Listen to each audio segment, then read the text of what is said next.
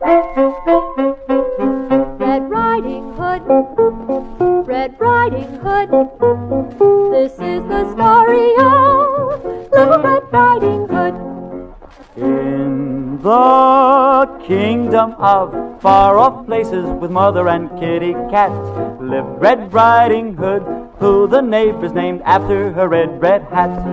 One day her mommy called to her, Hurry, for heaven's sake, and go to Granny in the woods and take her this basket of cake. She put her crimson hat on, her mommy had this to say, Go straight along to Grandma's, let no one lead you astray. So through the woods she rambled on, hop and a skip along. She sang to all the flowers and birds, sing this little song. I'm off to see my grandmother who lies abed so ill. If anything can make her well, I bet these goodies will. Just then, a big wolf stepped into the path right in front of Little Red Riding Hood. Hello, little girl, and how are you? May I be of any service? I know these woods so very well. Shucks, I know where every curve is. I'm on my way to Granny's house, my basket's full of cakes. So if you will excuse me, sir, I'll go for goodness sakes.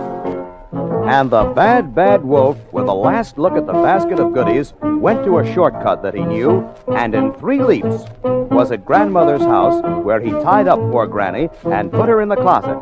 And then, with a whish and a whoosh, he jumped into bed and pulled the covers up high.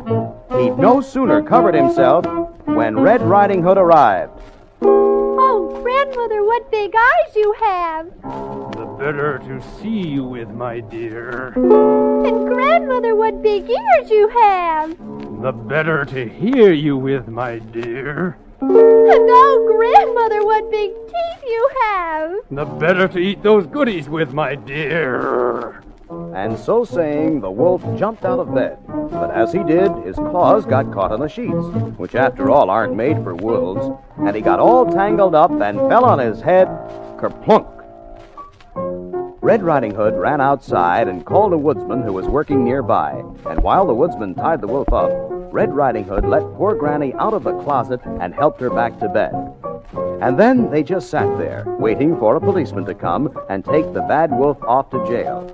And while they were waiting, Granny opened the basket of goodies, and they ate and sang and sang and ate. Crunch, crunch, we caught the bad old wolf. Crunch, crunch, oh, this is good. Crunch, crunch, the story's at an end. This was the story of Little Red Riding Hood.